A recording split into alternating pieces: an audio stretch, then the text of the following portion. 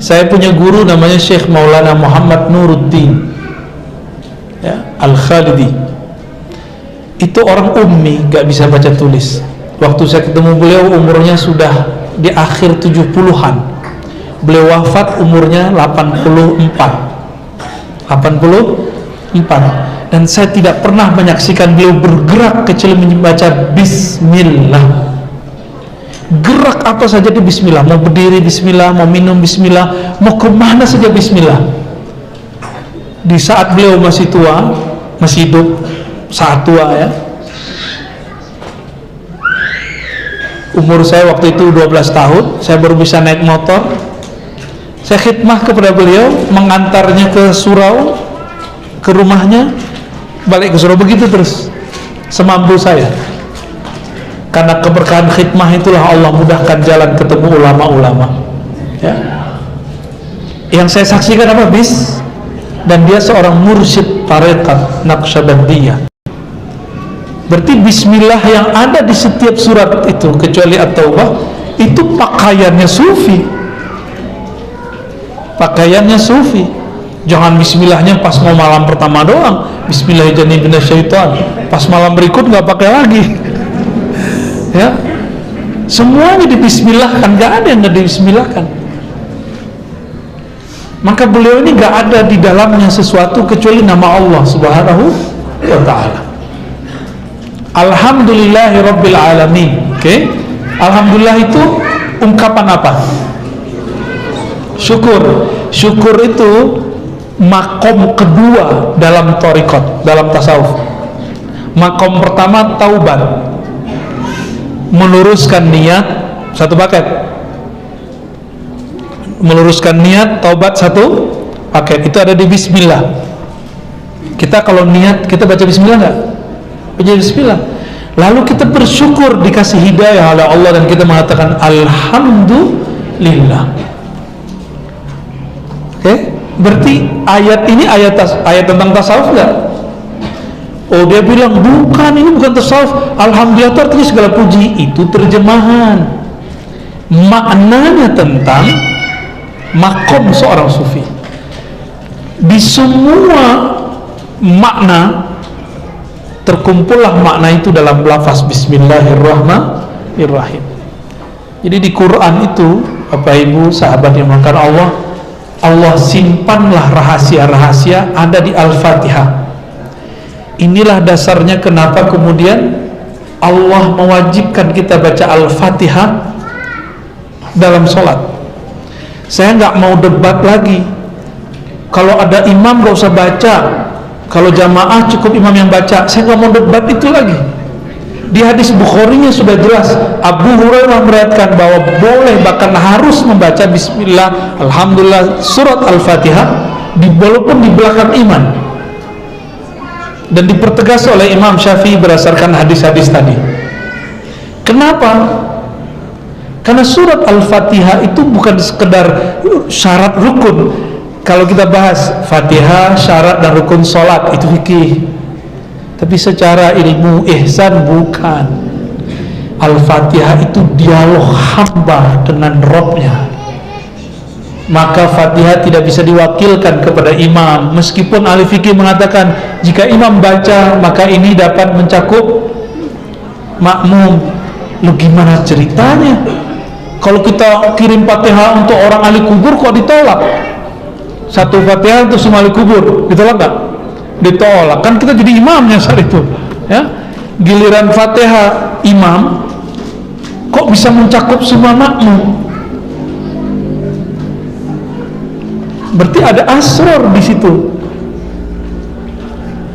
Nah, sedangkan Nabi SAW mengatakan kamu dilarang membaca ayat apa saja, surat apa saja illa bi Fatihatil kitab, kecuali Al-Fatihah. Berarti Nabi membolehkan baca Fatihah di belakang imam. Tapi kalau Imam Syafi'i menerjemahkan bukan boleh, itu wajib. Ya. Nanti cobain deh ya. Imam baca, kita diam aja, siap-siap pikirannya melayang. Bener. Tadi yang melayang lebih dari 90%, termasuk saya. Kapan kembalinya? Ketika kita baca Bismillahirrahmanirrahim, baru balik lagi. Itu yang disebut tasawuf. Kira-kira gimana? Masih mau anti tasawuf? Kalau yang antum masuk tasawuf itu zikir geleng-geleng, itu bukan tasawuf, itu namanya thariqat menuju tasawuf. Zikir la ilaha illallah, kayak gitu ya. Itu kan cara aja. Ada yang zikirnya duduk, ada yang berdiri. Pada senang nonton bola nggak? Senang? Bola bener? Serius? Nonton doang, belum main nih. Tak aja antar nih. Antum kalau main sama aneh, sama badan-badan antum terbang jadi bola aja ntar. Kalau kita main bola, kita yang main nih, bukan nonton. Ketika gol, girang nggak? Setelah gol apa yang terjadi? Kita mengeluarkan gaya masing-masing. Ada yang goyang-goyang. Itu bid'ah nggak?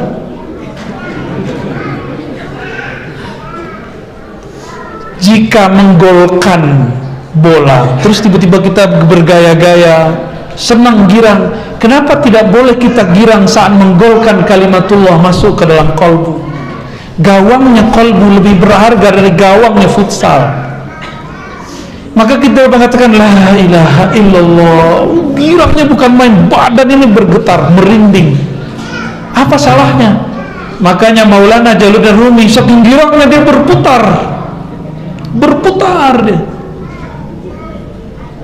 saking girangnya itu sah-sah aja. Ada yang itu kelihatan karakternya. Ntar ini kalau saya ajak zikir bareng misalnya nih, siapa tahu nanti ada zikir akbar kita buat, ya nggak tahu kapan ya.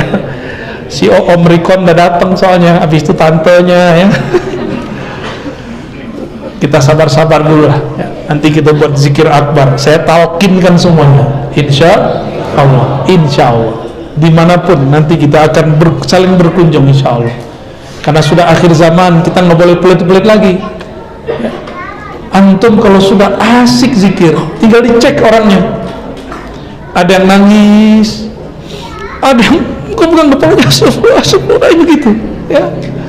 Ada yang mukul-mukul, ya Allah, tergantung karakternya. Apa karakter dia? Ada yang pingsan, ada yang nggak tahan, dia berdiri, dia dijingkrak, dia nggak tahan itu orang. Ada yang bengong, ini pernah ngapain ya? Ini bid'ah deh kayaknya. Orang udah nyampe ke alam rasa, dia masih menerka-nerka. Orang dari rindu Rasul, dia masih melayang. Apa ini? Kasihan orang-orang begitu ya. Jadi kita ini udah berangkat, dia masih nanya-nanya aja. Ya, jadi di zaman-zaman seperti ini, obat umat cuma tasawuf. Dan saya senang baca buku sejarah yang berjilid-jilid, alhamdulillah diizinkan Allah di masa muda kita baca terus. Hampir semua kebangkitan itu dari orang-orang yang ahli zikir, orang-orang yang bertasawuf. Dan saya sering mengatakan, Salahuddin Al-Ayyubi, masih ingat? Itu bisa menaklukkan Al-Quds, itu pertama dan terakhir. Al-Quds tidak akan bisa lagi ditaklukkan sampai nanti zuhur Imam Al-Mahdi. Jadi kita nggak usah ngayal-ngayal dulu deh, nggak usah maksain diri, perkuat aja diri dulu, kuduskan dulu kalbu kita, baru kita bisa menaklukkan Al-Quds itu nanti, insya. Jangan buru-buru, tenang aja ya. Hanya Al-Imam Al-Mahdi bersama Sayyidina Aisyah yang bisa menaklukkan itu nanti. Jangan bergerak dengan emosi, bergeraklah dengan rasa yang ada di kolbu, di hati ya. Jadi kita kemudian jadi tenang, gak kelusak-kelusuk ya, gak gampang-gampang mengeluarkan energi takbir dan zikir bukan pada tempatnya. Keluarkan itu bukan untuk membentak sesama muslim, keluarkan itu untuk membentak kolbu kita sendiri biar bergetar di sini ya. Alhamdulillahirrahmanirrahim, Ar-Rahmanir-Rahim. Ar-Rahmanir-Rahim, salah satu zikir yang cepat membuat orang wusul kepada Allah adalah Ar-Rahman Ar-Rahim. Ini juga yang ada di Bismillahirrahmanirrahim. Sudah pernah baca Ratibul Attas? Ratibul Attas Bismillahirrahmanirrahim diulang berapa kali? 11 kali. Bismillahirrahmanirrahim, Bismillahirrahmanirrahim. Itu baru contoh. Ada ulama yang setiap hari zikir Bismillahirrahmanirrahimnya 15.000, ada yang 12.000, ada yang 70.000, ada yang setiap nafasnya Bismillahirrahmanirrahim. Setiap nafasnya Bismillahirrahmanirrahim. Gimana tuh? Nggak sempat nikah dia tuh. Apalagi bikin anak ya. Ini kok ente kalau nikah sih ente nggak kawin-kawin ke ujung ya? Ya, jomblo seumur hidup. Enggak juga, justru tambah kenceng nanti keinginan menikahnya. Baik. Malik Yaum, apa yang muncul dari Malik Yaumiddin? Ketika orang baca Malik Yaumiddin, muncullah namanya khauf dan raja, rasa takut jika diadili oleh Allah, takut dihisap oleh Allah. Itu handphone yang antum punya, buka apa kemarin, hari ini, detik per detik dihisap semua. Berani gak dihisap? Gak berani? Kasih sini aja handphonenya. Gak berani juga, takutnya bohong ya. Itu detik per detik dihisap di sana nanti. Handphone tuh nikmat gak? Nikmat bukan? Di akhir surat Alhaakumut Takatsur, semua nikmat pasti ditanya. Muncullah ada khauf, rasa khawatir, ya Allah kalau aku dihisap nasibku nanti gimana. Ini bab tasawuf bukan? Tasawuf nggak ada di fikih bab khauf, yang ada salatul khauf. Salatul khauf bukanlah babul khauf. Tapi karena kita mulai dengan Ar-Rahmanir-Rahim, Ar-Rahmanir-Rahim itu roja, rasa harap pada kasih sayangnya. Malik Yaumiddin itu khauf. Tuh, lengkap kan di surat Al-Fatihah aja sudah ketemu tasawuf. Terus antum masih nanya, mana dalil tasawuf? Kita tanya balik, kamu mau tanya dalil maqam yang mana? Seperti Imam Syafi'i ketika diadili oleh Harun Ar-Rasyid, Al-Quran itu apa, wahai Syafi'i? Kata Imam Syafi'i, wahai Tuan Amirul Mukminin, engkau mau Quran ilmu yang mana? Quran ilmu am khas, mutlak muqayyad, maki madani? Bingung deh. Itu khalifah baru kali ini ketemu orang secerdas Imam Syafi'i. Maka meskipun di zaman itu Imam Syafi'i orang yang diadili, tapi yang terkenal sampai akhir zaman Imam Syafi'i, Harun Ar-Rasyid nggak dikenal kecuali oleh sejarah. Benar? Jadi orang-orang yang mengabdi untuk agama, Allah perkenalkan, Allah viralkan namanya dari dulu sampai sekarang. Dulu ada WA nggak? Ada YouTube nggak dulu? Kok bisa ya Imam Syafi'i terkenal, lebih terkenal dari aneh? Coba.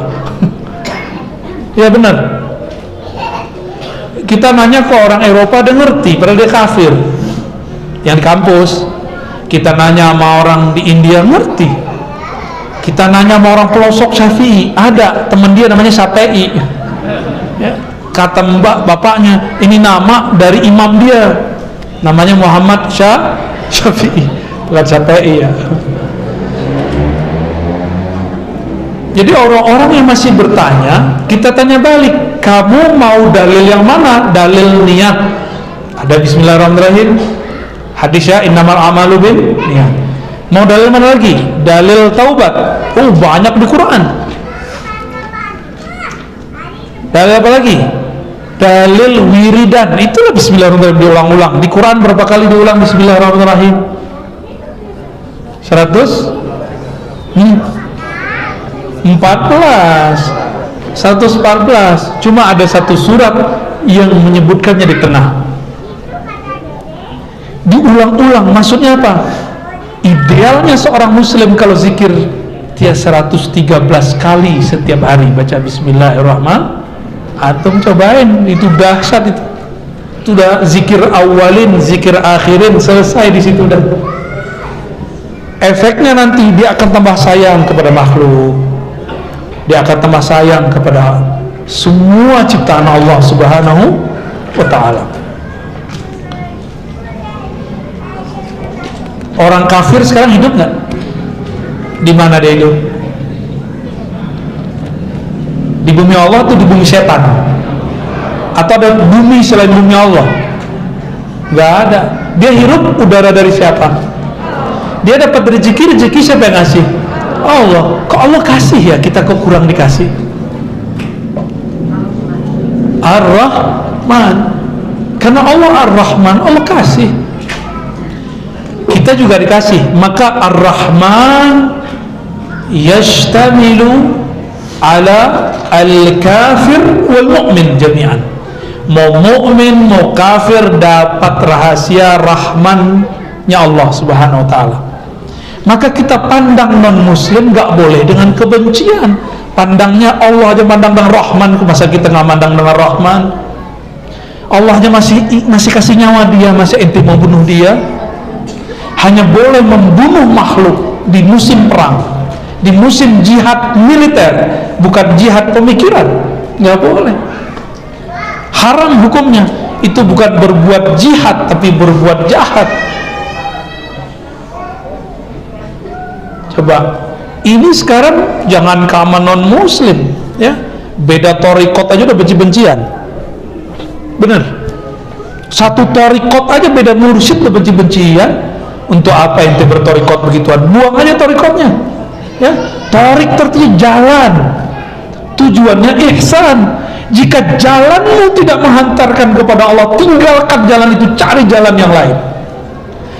Jika mursyidmu menghalangkan engkau kepada Allah, tinggalkan mursyid itu, cari mursyid arif billah yang kenal Allah Subhanahu wa ta'ala. Kita bukan untuk diperintahkan bertorikot, kita diperintahkan berihsan kepada Allah Subhanahu wa ta'ala. Cukuplah itu. Saya khawatir nanti perang kita bukan hanya dengan Khawarij, tapi perang kita juga sesama orang bermazhab Syafi'i, bermazhab, bermanhaj Asy'ari ya, bertorikot, sama perang nanti. Coba aja lihat sekarang ya. Saya gak usah sebutkan satu persatu di sosial media ya. Saya ini bukan orang TKN, tapi saya cinta kepada mursyid-mursyid TKN karena saya punya sanad juga ke sana dan pernah dapat ijazah juga. Bukan ijazah wakil talqin, ijazah kemursidan saya dapat juga. Tapi saya tidak mengabdikan diri di situ. Ketika saya datang ke suatu tempat, orang-orang ngomong, itu torikotnya orang siapa? Lah urusan kamu apa dengan torikot saya? Ya. Emang kalau bukan orang torikot ente gak boleh datang? Ya. Sejak kapan torikot itu memutus ukhuwah kita? Apa bedanya sama kelompok sebelah? Ya kan?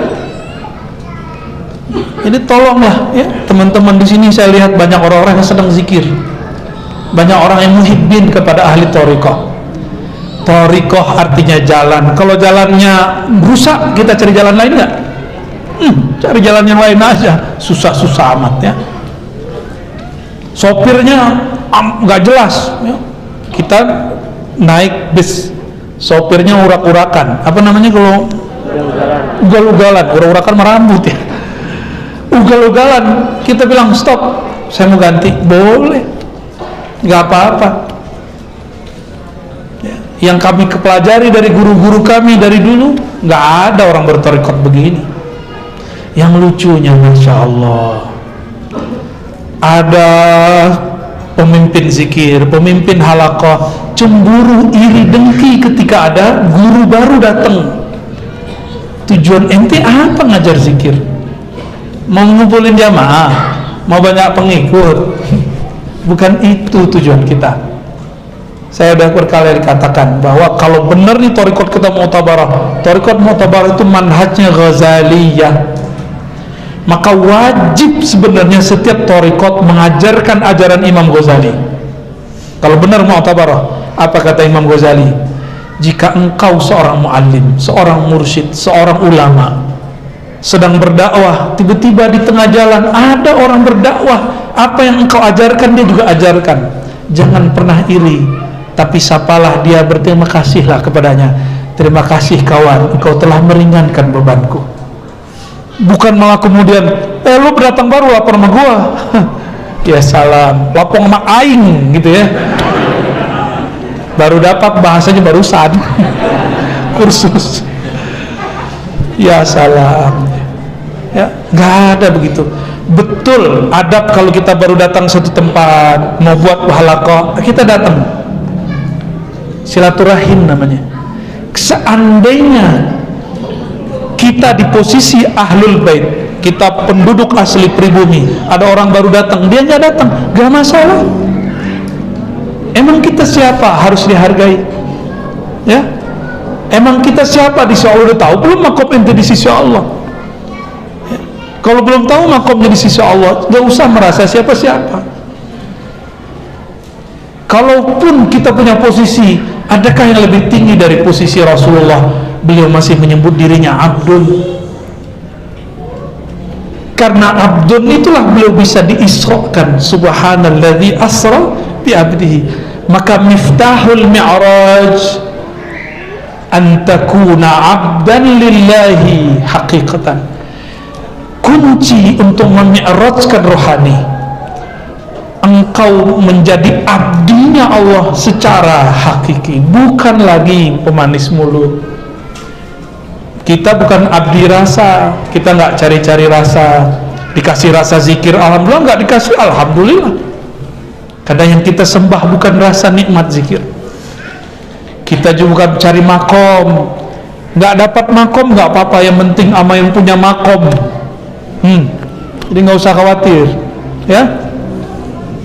Jadi surah Al-Fatihah baru sampai di Malik Yaumiddin, sudah sampai di makom yang tinggi, khauf dan roja. Itu makom tinggi sekali. Makom itu sangat tinggi sekali, khauf dan. Maka orang beriman jika dia wiridkan Al-Fatihah dengan pemahaman yang benar, seorang murid, seorang salik yang membaca ini, la khaufun alaihim walahum yahzanun, tidak akan ada rasa khawatir untuk masa depan. Kenapa? Dia bersama sang pemilik masa depan, Allah Subhanahu wa ta'ala. Mudah bagi Allah, ya. Maka jangan cari viral, ya. Capek antum nanti. Jangan cari terkenal, jangan juga cari tersembunyi. Kita bukan hamba terkenal ataupun hamba tersembunyi. Kita bukan abdus syuhur wala abdus sutur. Kita Abdullah az-zahir wal batin. Kita hamba Allah yang zahir, hamba Allah yang batin. Sama aja. Sama aja. Allah kalau mau ngangkat orang gampang nggak? Gampang, nggak perlu dia tamatan S2, S3, nggak perlu S1, nggak perlu tamatan pesantren. Kalau Allah mau bikin naik, tapi tidak semua orang yang naik itu dapat nikmat. Siapa tahu istidraj. Siapa tahu istidraj. Saya berlindung kepada Allah untuk saya dan kita semua, semoga jauh daripada istidraj. Na'udzubillah ya Rabbana min kulli istidrajin wa bala'in, amin ya Rabbal alamin. Baru di Malik Yaumiddin nih, udah jam berapa nih? Insyaallah dikit lagi ya. Iyyaka na'budu wa iyyaka nasta'in. Inilah yang baru saya sebut barusan. Makom mi'raj dimulai dari iyyaka na'budu. Jadi kapan Rasulullah itu mi'raj secara makomat? Ketika beliau sampai di ayat iyyaka na'budu wa iyyaka nasta'in. Na'budu subhanalladzi asra bi 'abdihi. Inilah munasabat ayatnya. Ya Allah, hanya kepada Engkau kami menghambakan diri. Hamba itu tiada lagi dia mengatakan dia berilmu. Kalau sudah hamba, tidak lagi disebut Naqsyabandi, Qadiri, Syatari, Idrisi, Syazili, Ba'lawi. La, tidak ada lagi itu. Hanya hamba.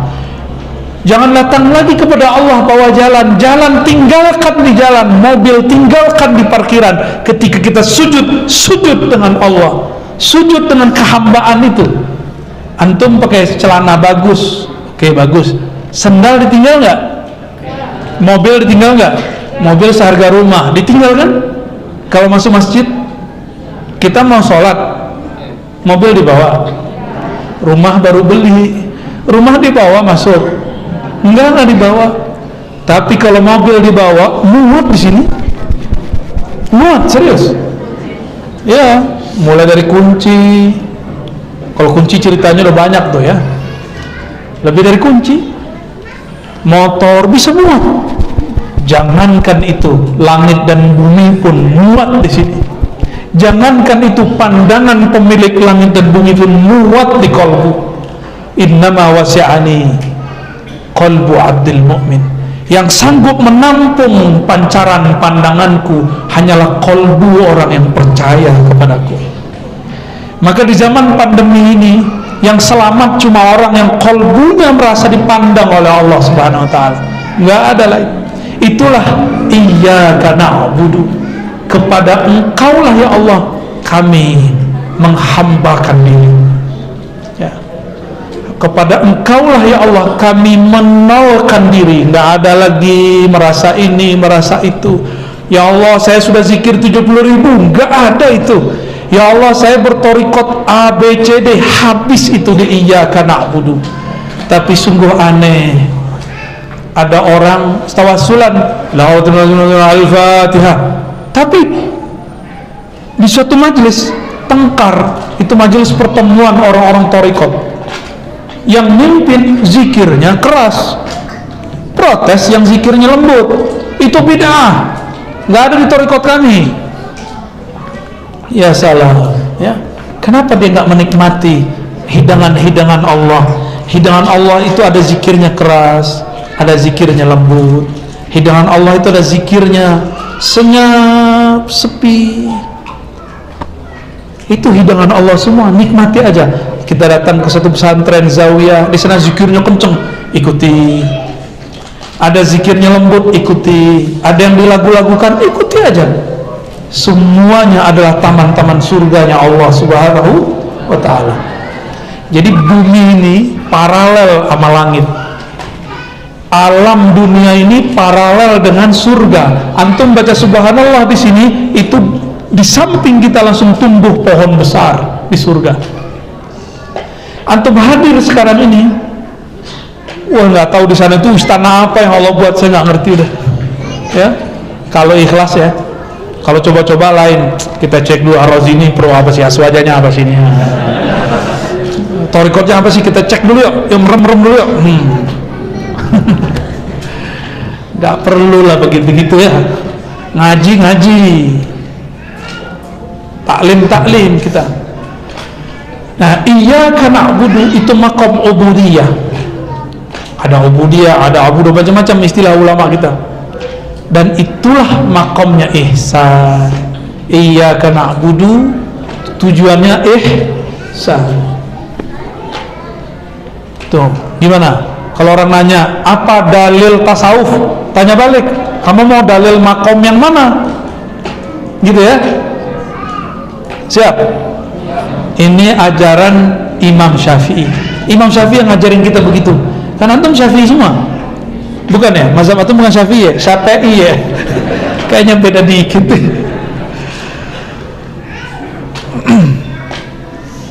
Habis ini saya masih ada khidmah ke majelis guru Al-Badar ya. Cuma tempatnya terbatas, mungkin antum ngikutin online aja ya. Di ujung iyyaka na'budu ada iyyaka nasta'in. Kalau ahli bahasa memahami, objek jika didahulukan maka bermakna keutamaan, fokus. Berarti hanya kepada Engkau kami mengabdikan diri, menghambakan diri. Hanya kepada Engkau kami nasta'in, memohon aun. Aun apa arti aun? Pertolongan. Saya boleh nggak bilang, Rama, bantu saya ambil tas, boleh nggak? Tolong jemput saya dong, boleh nggak? Itu minta tolong juga nggak? Minta tolong mana yang nggak boleh, kecuali hanya kepada Allah. iyyaka na'budu wa iyyaka nasta'in. Nasta'in menggantungkan harapan kepada selain Allah, itu nggak boleh. Hatta kepada mursyid, guru, ustadz nggak boleh. Saya yakin masing-masing antum ini punya masalah, pengen datang ke ustadz, kiai, ajengan, ingin menyelesaikan masalah. Tapi kebanyakan orang di sini lupa bahwa si ustadz, kiai, ajengan juga punya banyak masalah terhadap dirinya. Kalau ajengannya masih muda, yang datang muda, wah gawat. Awalnya mau menyelesaikan masalah orang, malah nambah masalah. Siang datang mengadukan masalah nafkah, suaminya nggak beres. Dia bilang, saya aja yang nafkahi. Kok jadi malah nafkah baru? Jangan pernah datang ke ustadz, ke kiai, ajengan, lalu menggantungkan harapan kepadanya. Ya, itu bagian dari syirik khafi. Syirik ya, khafi.